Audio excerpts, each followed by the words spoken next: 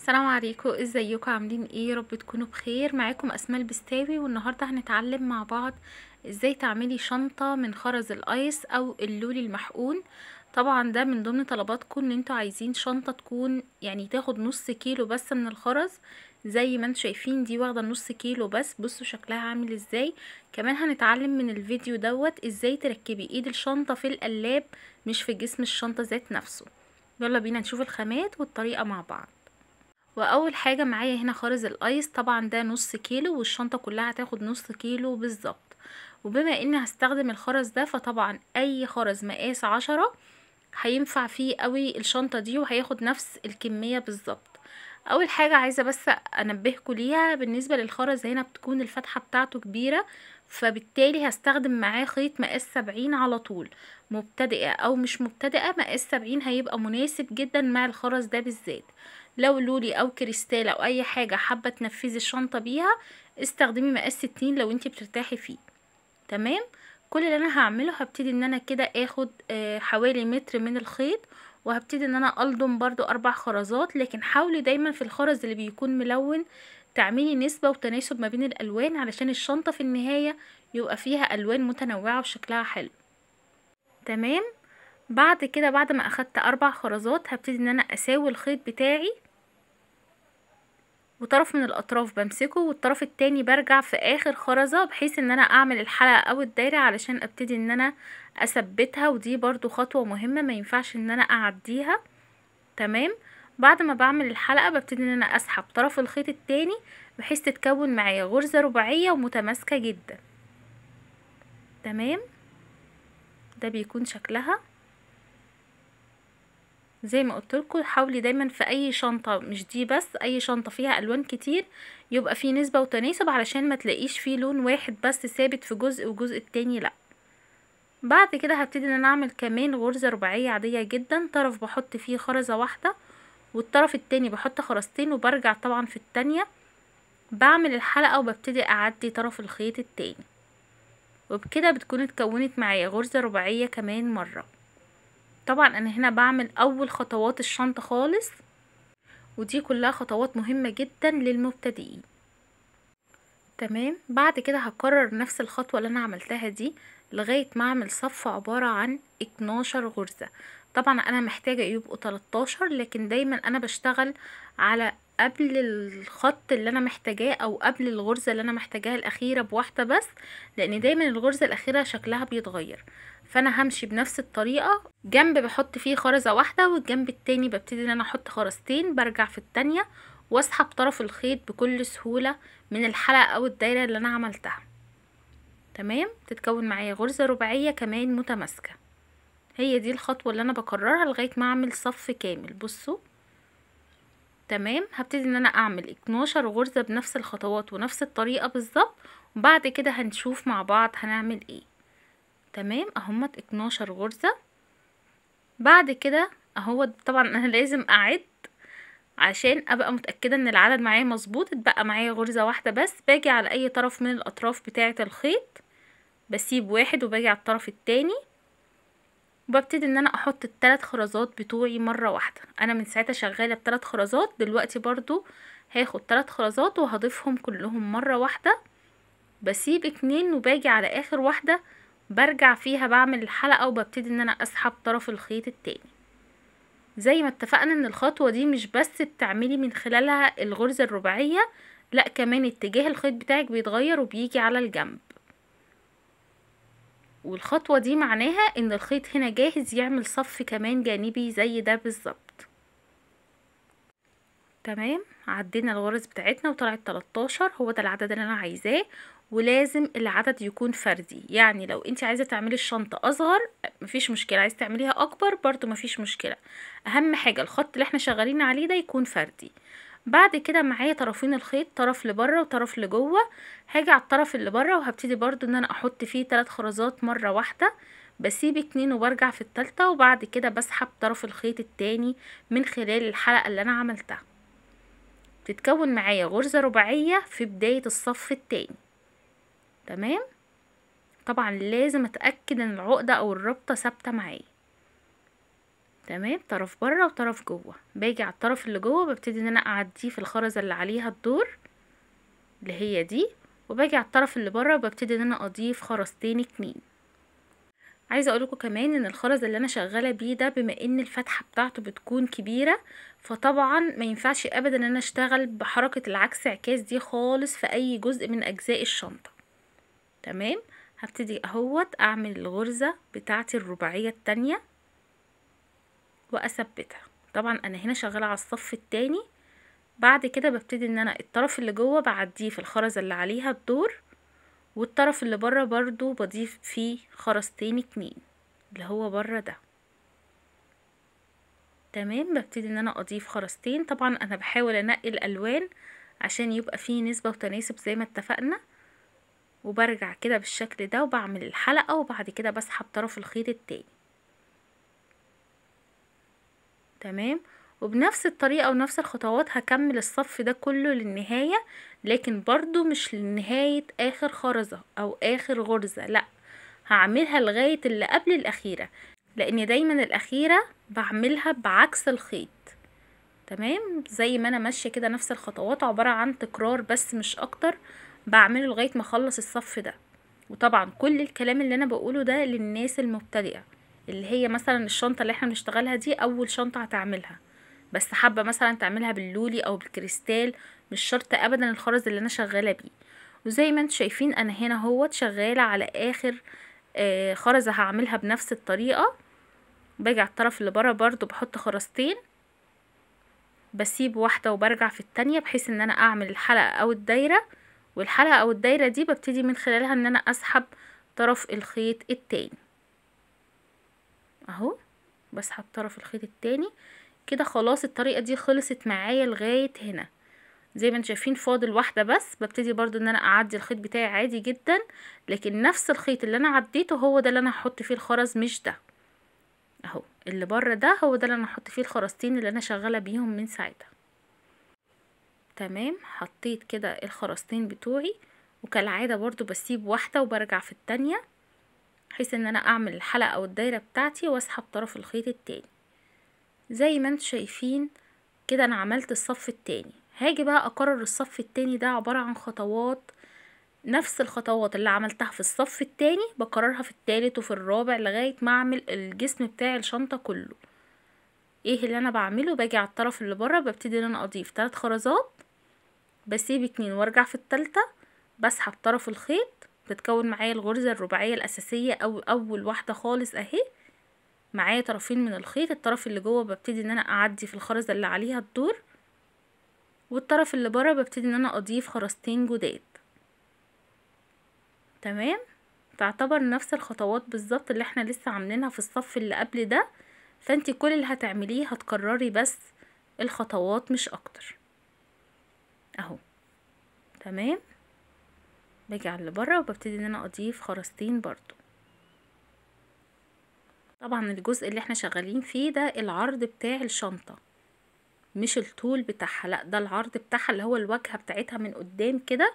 العرض بتاعها هيبقى 13 غرزة. طبعا احنا في النهاية بعد ما نخلص القطعة دي هقول لكم الطول والعرض وكل حاجة.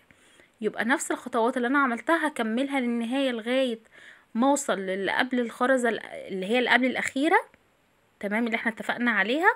وهعمل نفس الخطوة برضو، ببدل ما بين الخيط وببتدي ان انا اكمل. انا كده عملت صفين، هعمل التالت والرابع لغاية ما اخلص القطعة بتاعتي كلها.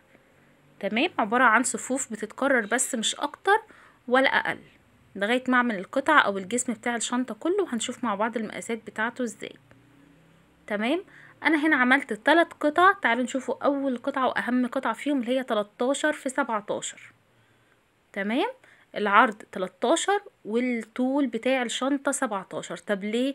بالنسبة للعرض اللي هو الجزء الاولاني ده زي ما اتفقنا ده الواجهة بتاعة الشنطة. بالنسبة ل17 دي علشان الوش والقاعدة وكمان الظهر. تمام، يبقى دوت كده جسم الشنطة معايا انا، بس عبارة عن صفوف وكملتها للنهاية. بصوا هنعد من اول هنا كده 7. تمام، بعديهم على طول 3 اللي هي هتبقى القاعدة، بعد كده 7 زي الاولانيين بالظبط. تمام، يبقى انا كده الدنيا مظبوطة معايا. بعد كده عملت الجزء ده والجزء ده العدد بتاعه برضو هنشوفه دلوقتي، ودوت القلاب بتاع الشنطة.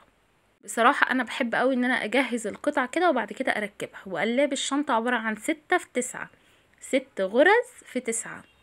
تمام، علشان يبقى القلاب بتاع الشنطة جاهز معايا وابتدي ان انا اركبه في النهاية. كمان عملت الجزء ده هو 11 في 3، ودوت اللي هنعمل منه ايد الشنطة اللي احنا هنركبها في القلاب في النهاية.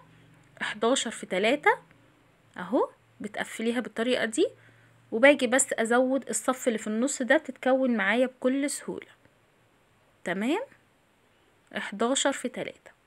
هسيب بقى القطعتين الصغيرين دول دلوقتي على جنب، وهبتدي ان انا اشتغل هنا علشان انا محتاجة اقفل الجوانب بتاعة الشنطة واشوف انا هعمل ايه والشغل بتاعي هنا ايه.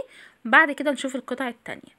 دلوقتي علشان اقفل جنب الشنطة دي او اي شنطة لازم ابدأ من اول غرزة زي ما انتم شايفين كده اهو، وبعدي الخيط فيها. طبعا الخيط معايا هنا حوالي متر، مش عايزاه لا يبقى كبير ولا يبقى صغير، مش عايزاه يأثر معايا. انا عايزة قطعة الخيط اللي انا خدتها دلوقتي تكفي ان انا اقفل الجنب بتاع الشنطة ده كله مرة واحدة. تمام، طبعا انا بعد ما عديت كده الخيط بالشكل ده اهو، معايا طرفين، طرف بره وطرف لجوه. انا شغلي كله هيبقى دايما على الطرف اللي بره، الطرف اللي جوه هسيبه خالص دلوقت، وشغلي كله هيبقى الطرف اللي بره. هاجي على الطرف اللي بره واحط فيه 3 خرزات، بعمل غرزة رباعية عادية جدا كأني بعمل صف جديد او زيادة. لكن انا الصف اللي انا بعمله ده هو اللي هيكون لي الجنب بتاع الشنطة، لان انا عايزة الغرزة متبقاش نايمة، انا عايزاها تبقى واقفة بالشكل ده اهي، غرزة رباعية. تمام، بعد كده هعدي طرف الخيط اللي جوه، بعديه في الخرزة اللي عليها الدور بالشكل ده، وطرف الخيط اللي بره هو المسؤول ان انا بضيف فيه الخرز الجديد.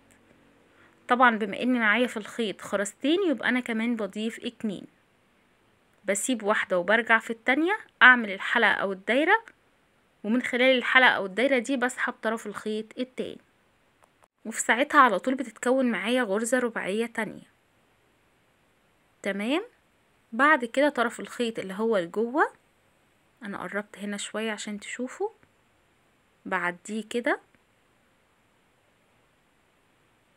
وطرف الخيط اللي هو بره ببتدي ان انا اضيف فيه الخرزتين الجداد. تمام اهي، الخيط اللي بره ببتدي ان انا اضيف فيه خرزتين جداد، ادي 1 2، بسيب واحدة وبرجع في التانية وبكمل. طبعا زي ما اتفقنا ان احنا الجزء اللي احنا بنشتغل عليه دوت عبارة عن 7 غرز رباعية. هل انا هعمل الصف ده 7؟ طبعا لا، وهنشوف دلوقتي مع بعض. علشان بس وانتي بتقفلي الجزء ده ما تنكيش شغالة على 7 غرز، لا احنا هنعملهم 6 بس. ودايما الرقم الاخير هو اللي بيبقى فيه الفكرة، علشان تديني الفكرة اللي انا محتاجاها. انا دلوقتي الفكرة اللي انا محتاجاها مش ان انا اكمل وخلاص، لا انا محتاجة هنا ان انا اقفل الجنب، الم القاعدة على الجنب الفوق. فهماني؟ زي ما انتم شايفين اهو 4 كده، انا عملت 4، فاضل لي 2 بس اللي هم دول، هعملهم بنفس الطريقة ونفس الخطوات اهو، عشان بس نبقى عارفين. طيب لو انا عاملة الجنب ده اكتر، لو عاملة 8 او 9 برضو، لما تيجي تقفلي الجنب لازم هتعملي اقل من واحدة، بتقللي دايما واحدة، وبتشوفي دايما، هنشوف دلوقتي الاخيرة بتتعمل ازاي علشان القاعدة بتاعتك تتلم وتبقى مظبوطة. ادي 5، فاضل اخر واحدة اللي هي رقم 6. برضو بنفس الطريقة انا بعدي في خرزة واحدة بس، والجنب التاني ببتدي ان انا اضيف فيه خرزتين. تمام، لو بصيتوا كده على الالوان هتلاقوا تحسوا ان في نسبة وتناسب، يعني مفيش جزء فيه الوان اكتر من التاني ولا حاجة. تمام، هنا انا عملت كده 6 غرز رباعية، انا محتاجة يبقوا 7 وفي نفس الوقت اقفل الجزء ده اهو. تمام، هاجي بقى هنا هعمل ايه؟ المفروض اعدي في خرزة واحدة بس، لا انا هعدي في الاتنين اللي ورا بعض على طول دول، اخر واحدة في الجنب واول واحدة في القاعدة. مش احنا اتفقنا ان القاعدة 3؟ يبقى انا كده عديت في اخر واحدة في الجنب اللي هي رقم 7، واول واحدة في القاعدة. يبقى انا كده معايا في الخيط 3. محتاجة كام عشان يبقى غرزة رباعية كاملة؟ محتاجة واحدة بس. باجي على اي طرف من الاطراف، بحط الخرزة دي، برجع فيها وبسحب طرف الخيط التاني من الحلقة. بصوا تتكون معايا على طول غرزة رباعية، كملت لي الصف ده، بقوا 7 همت، وفي نفس الوقت لمت القاعدة معايا. تمام اهو، القاعدة اتلمت معايا وكمان كملت الصف ده. ببتدي ان انا اعدي طرف الخيط في الخرزة اللي عليها الدور، ونفس طرف الخيط اللي انا عديته هو اللي انا برضو هشتغل بيه. معايا في الخيط خرزتين، يبقى انا محتاجة كمان خرزتين في نفس الخيط اللي انا شغالة بيه. ببتدي ان انا اضيف الخرزتين اهمت، بسيب واحدة وبرجع في التانية، ببتدي اسحب طرف الخيط التاني اهو. بصوا بدأ يتكون معايا غرزة رباعية، والصف التاني على طول بدأ يتكون معايا. تمام. هعمل ايه؟ هبتدي ان انا امشي بالصف ده لغاية ما اكمله للنهاية لغاية فوق. بعدي في الخرزة اللي في الجنب خيط، والخيط التاني ببتدي ان انا احط فيه خرزتين جداد، بسيب واحدة وبرجع في التانية وبسحب طرف الخيط، تتكون معايا غرزة رباعية، وببتدي ان انا اطلع بالصف بتاعي بالشكل ده اهو. بعدي كده بكل سهولة، والطرف اللي بره ببتدي ان انا اضيف فيه الخرزتين اللي عليهم الدور. تمام بالشكل ده. ممكن حد مثلا يسألني يقولي طيب لو انا بقى عندي خرز مقاس 8 مش مقاس 10، هيكفي او ينفع ان انا اعمل بيه الشنطة دي؟ ايوه مفيش مشكلة خالص، هيكفي. لو عملتي نفس عدد الغرز اللي احنا شغالين بيها هيكفي، وهيفيد معاكي شوية كمان. طيب لو انا عايزاه يعني نفس حجم الشنطة، لو هتعملي مثلا نفس الشنطة دي بس حجم الخرز اقل، احنا شغالين هنا بمقاس 10، وانتي عايزة تعملي نفس الشنطة دي وحجمها بمقاس 8، يبقى هتزودي غرزة رباعية في كل الاتجاهات. يعني القاعدة بدل ما هي 13 هتبقى كام؟ هتبقى 15. تمام. هاجي بقى هنا على طرف الخيط وبعديه، وبدل ما كنت بحط الخرز في طرف الخيط ده، لا هحطه في طرف الخيط اللي انا لسه معدياه دلوقتي اللي هو بره، اللي هو ده، عشان انا عايزه هنا الم الغرزه الرباعيه بتاعتي على جوه، متطلعش بقى على فوق. تمام اهو، كونت معايا غرزه رباعيه. تمام. ادينا عملت صفين، فاضل لي صف واحد بس علشان الم القاعده وابقى قفلت الجنب بتاعي كله بكل سهوله. شايفين الخط ده؟ طبعا سهل جدا في التقفيل بتاعه. معايا طرفين الخيط، باجي على الطرف اللي بره اللي هو ده، ببتدي ان انا احط فيه خرزة واحدة بس. تمام. وبعد كده بعدي في الخرزة دي اللي هي التقفيل بتاعي، وببتدي في نفس الخيط اللي انا شغالة بيه بحط خرزة كمان، برجع فيها وبسحب طرف الخيط التاني، بتتكون معايا غرزة رباعية وبتقفل لي الجزء ده اهو. يبقى انا هكمل الصف ده كله بخرزة واحدة بس. بعدي في الخرزة دي، وطرف الخيط التاني بعديه في الخرزة اللي قصادها على طول الجنب التاني اهي. طبعا كل ده انا شغالة بخيط مقاس 70. تمام. وهحط خرزة واحدة بس في النص. تمام اهو. وهكمل الجزء ده او الصف ده كله بنفس الطريقة لغاية ما توه الخيط بتاعي واقفل الجزء ده. بعدي طرف الخيط في الخرزة دي، وطرف الخيط التاني في الخرزة اللي عليها الدور في الجنب التاني، ببتدي ان انا احط خرزة واحدة بس مشتركة ما بين الصفين دولت، بحيث تكون لي غرزة رباعية ويبقى الشكل كده معايا مكتمل ومظبوط قوي. تمام. بصوا اهي، هكمل الجزء ده وهنهي الخيط بتاعي. زي ما انتم شايفين انا هنا كملت الجزء وكملت القاعدة كلها والجنب بتاعي مظبوط اهو. هاجي على الجنب التاني وهعمل نفس الخطوات ونفس الطريقة، بحيث يبقى جسم الشنطة كده خلص معايا وجاهز ان انا ارتبه بقى للتقفيل الاخير. تمام، نفس الخطوات اللي عملتها هنا بعيدها بس هنا.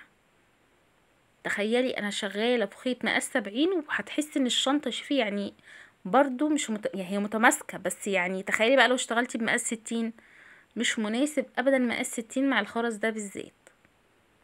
تمام، كل اللي انا هعمله دلوقتي ان انا عايزة الم الشنطة بتاعتي، مش عايزاها تبقى بالشكل ده. هبتدي ان انا المها من الجنب. بلمها من الجنب ازاي؟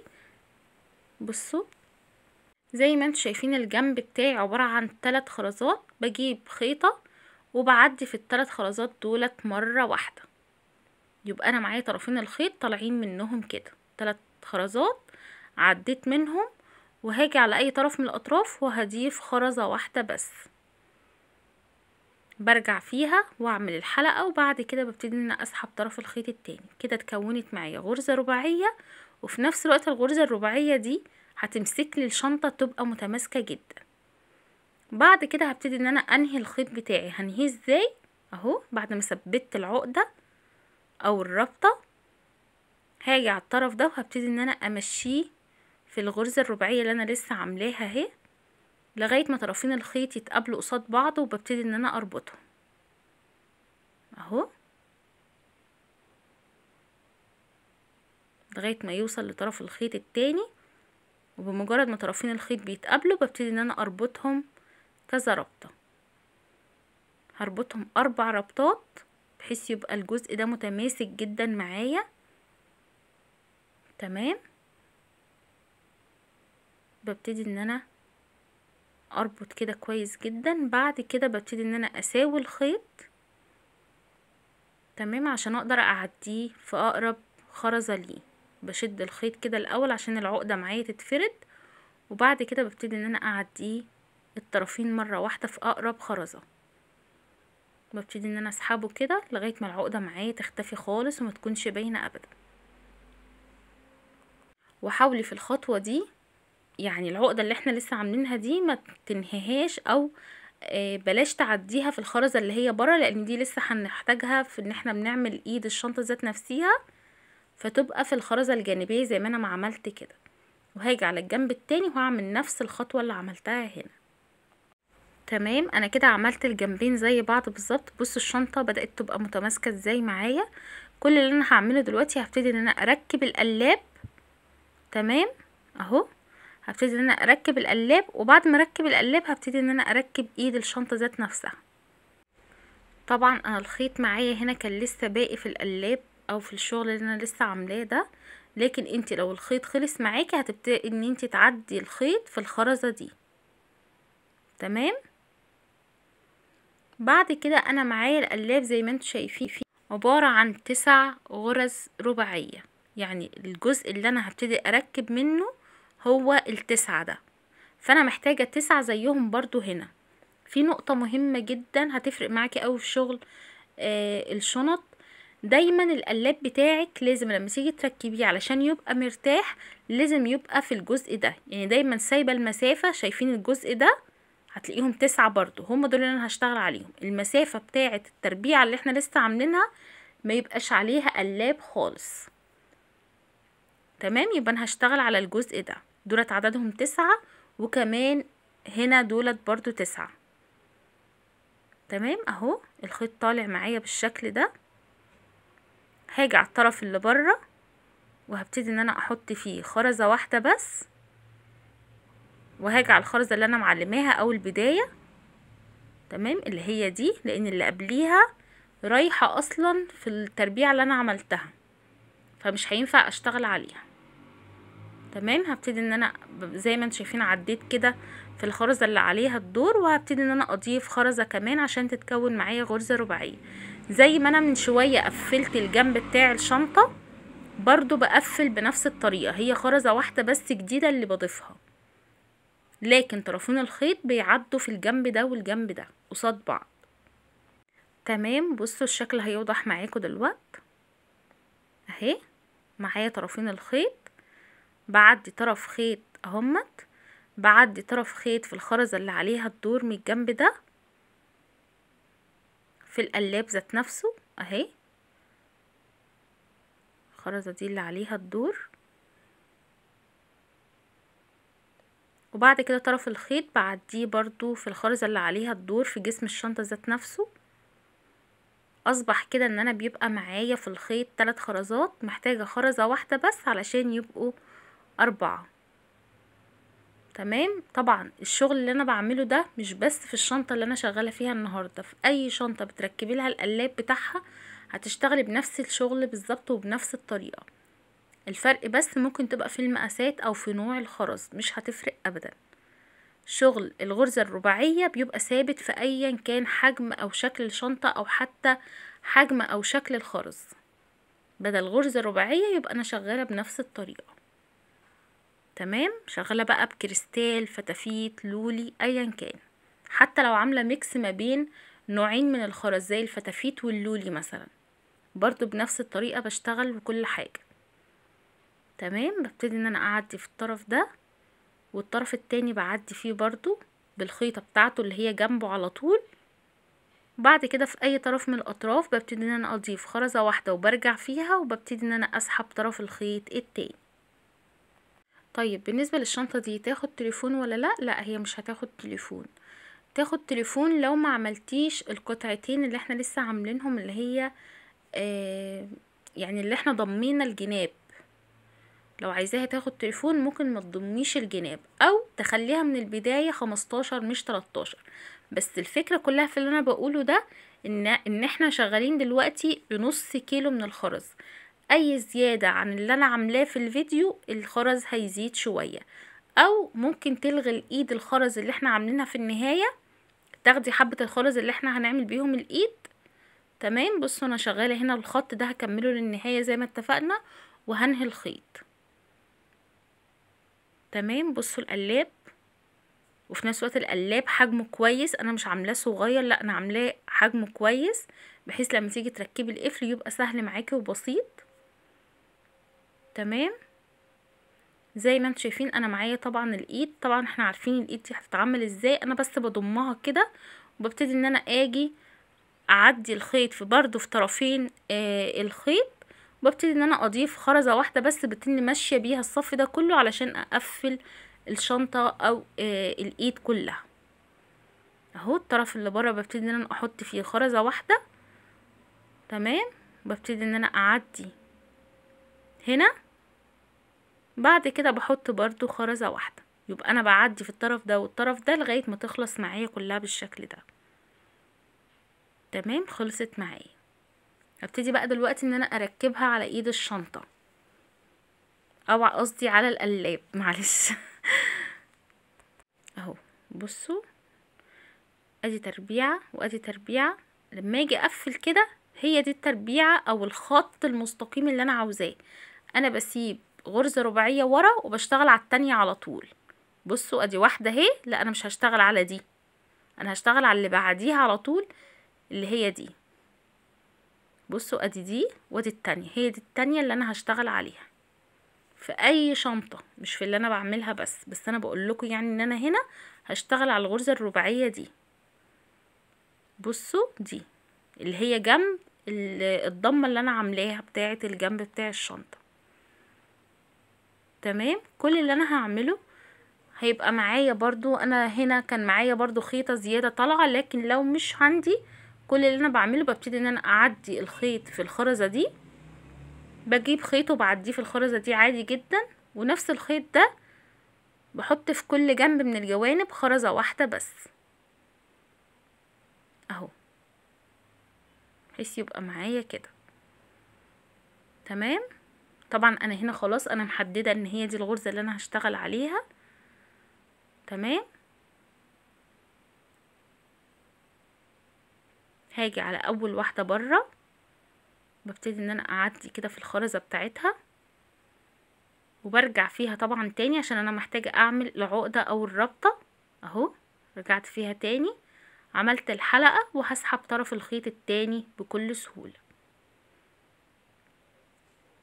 عشان ايد الشنطة بتتحرك معايا فممكن الجزء ده ميبقاش واضح معاكم، لكن انا هوضحها لكم تاني اهو. ببتدي ان انا اسحب كده طرفين الخيط، هتلاقيها اتشدت معايا وبقت مظبوطة جدا اهو. انا معايا طرفين من الخيط، كل طرف فيه خرزة واحدة بس. طرف بعديه في الغرزة الرباعية اللي انا هشتغل عليها في القاعدة تحت، وبرجع تاني بعمل حلقة، والطرف التاني ببتدي ان انا اسحبه في الحلقة دي بس كده. تمام.